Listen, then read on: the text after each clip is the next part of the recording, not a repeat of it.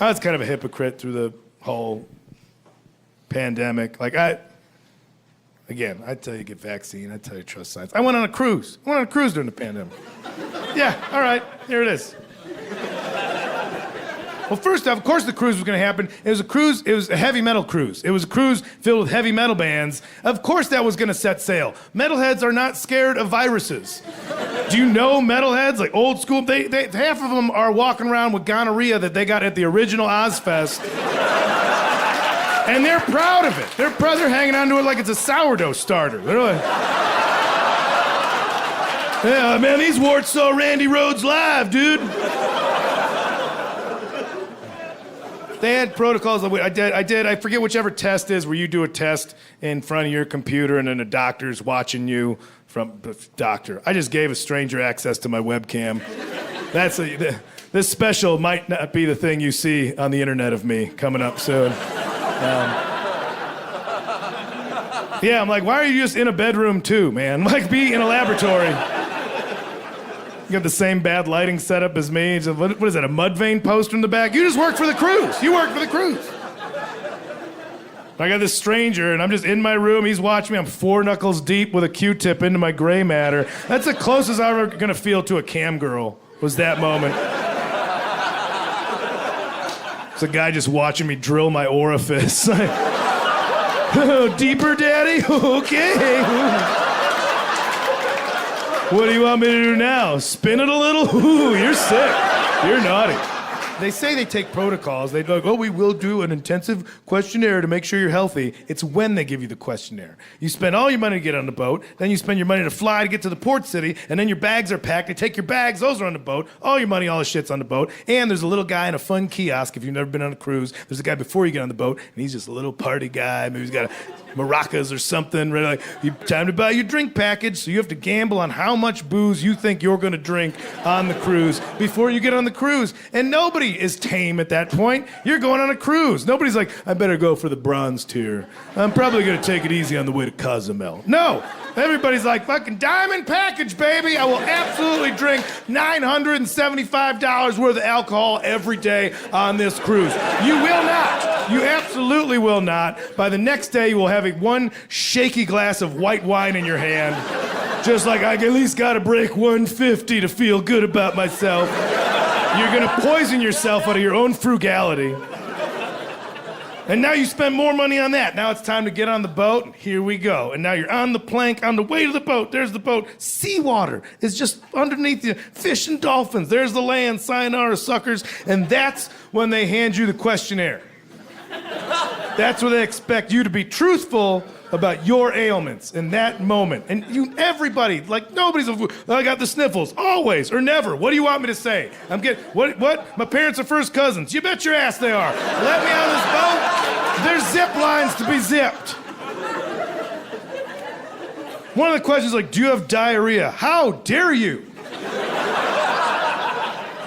Do I have diarrhea? I'm going on a cruise. If I don't have it now, give me 20 minutes.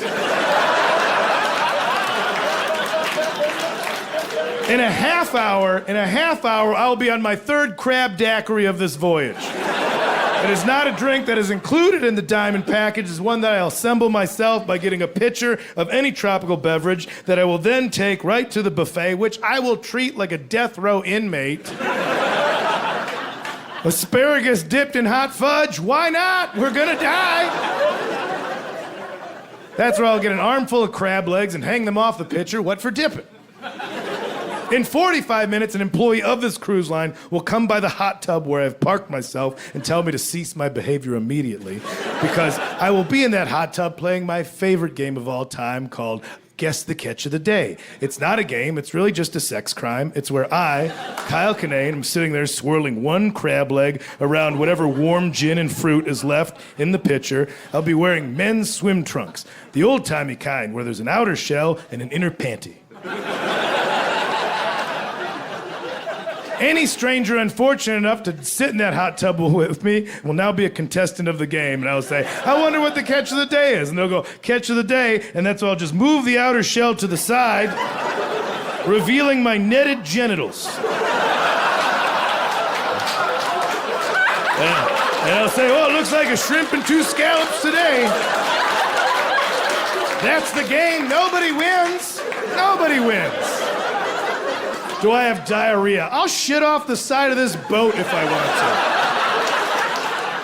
I'll hang my lily white ass off the mezzanine and I will unload into the life rafts. Women and children first, be my guest. What are you gonna do? Turn it around? We're in international waters, bitch. Don't call yourself Carnival if you're not ready for the implications. I don't go on many cruises. But that's the thing, like, listen, I'm gonna go on to vaccine. I'm pro-vaccine, pro-science, but I behave in very anti-vax ways. One of those is I keep eating at Chipotle. I know it's dangerous, and I engage in that behavior freely. I'm like, it's freedom, not fear. I will not live in a prison made up of your paranoia. Now, well, they got that white queso dip back on the menu anyway. Also, Chipotle kills people every year. Every year, Chipotle has to have a press conference where they're like, yeah. I'm surprised we're back here again, too, but somebody pissed in the spinach again or something. Anyway, long story short, we're sorry for your loss, we're sorry. But we're gonna make it up to you. We're gonna offer a BOGO every Tuesday in July for your loss. You get an extra burrito on account of the love, your bereavement burritos. For your bereavement. There's some. It'll tie together later. So I ate that. And like I can self-diagnose food poisoning at this point. I'm pretty familiar. I'm like, here we go again. Dancing with this smelly mistress another evening. Food poisoning moves around your torso in a way that it's just looking for a way out. It's like a bank heist went south and their plan B wasn't really dialed in. You're like, oh, the front doors are blocked off. What do we do, boss? I don't know. We can tunnel out the basement or jump off the roof, but we're getting out of this bitch one way or another. Like, that's food poisoning. This was different. This did not behave like this. This just started making a little nest for itself. The doctor's like, yeah, your appendix is inflamed. It hasn't ruptured yet, but just go to the ER. Because they're going to have to get it out of there. So I went to the ER. I went to a suburban hospital. I can tell it's suburban because the doctor was very just unimpressed with having to do another appendectomy. Just another boring day at the office for this surgeon. You could tell he's out in the suburbs like, can't we get a goddamn knife fight in this town? I went to school for real shit. As he came in the room I was in, he's like, yeah, we're going to give you a laparoscopic appendectomy. He said that once. He only said that one time, laparoscopic appendectomy. And that was enough, too, because I was like, whoo, uh-oh. Because they charge by the syllable. So it's like, laparoscopic appendectomy. Esquire, the third, pump the brakes. After that, he just called it a Lappy-Happy. I don't know about you guys, but I'm not a fan of a nonchalant attitude from a surgeon. Say the whole word. Earn your money, say laparoscopic appendectomy. He wasn't even saying it to make me feel comfortable. He was just saying it out of just shortening his job. Because they were saying it out in the hallway, too. They were just like, what's in room 9? It's a Lappy-Happy. It's nothing exciting. Like, don't do cute nicknames before the procedure. If I live, we could be adorable afterwards. Afterwards, just shit, man, we could put glitter on the scars. I don't give a shit. But beforehand, say the whole term, make me feel safe. I have to go under anesthesia. People don't make it through anesthesia sometimes. I could still die, even if it's routine. What if I die? That's it. I died without any information about what was happening. I just show up in heaven or whatever I qualify for at this point. I don't know. I definitely have some strikes against my license by now. But anywhere you wind up where some ethereal being with a clipboard's like, oh, man, you weren't on the schedule today. And the best I can say is like, I guess my Lappy-Happy went whoopsie-poopsie. Didn't get much more information than that. But, yeah, well, thank God it went okie dokie, so we're here today. So I was thinking, but like, that's, unless you had a situation where it ruptured and inflamed, you have an appendix in your body right now doing nothing. Except maybe making a doctor $25,000. And they just let babies leave the hospital with that. Does this baby have an unlit stick of dynamite in it? You betcha. There's just a bunch of walk-in scratch-off tickets for doctors. Like, oh, it's my lucky day. New set of golf clubs. How about it? 25 grand. Meanwhile, I was circumcised like right away. That was the thing. That was the thing. Like, oh, we can't have him have that. Oh, hey, we got another baby born with too much dick. God, man, can't believe you think if it was unnecessary, evolution would take care of it. Now these babies keep doing too much noodle.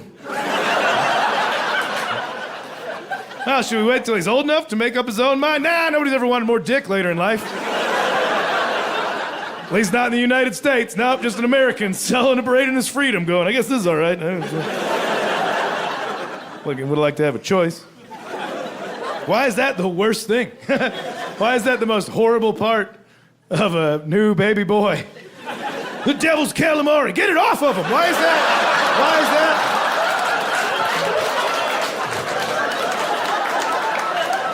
Listen, I may have ruined calamari for some of you, and you know what? Good. I'm glad I did. We gotta stop eating those animals. They're smart animals. We gotta leave them alone. Those are intelligent things. I'm sorry for the next trip you take to the Olive Garden. That you don't get to enjoy your favorite app. No, you getting the calamari? Well, I can't. Maybe I could eat the whole squid, but I can't eat the rings. I can't do the rings. Why not? That's the best part. A guy said a thing. I don't want to ruin your experience. I can't. I just can't. You're gonna dip that in marinara.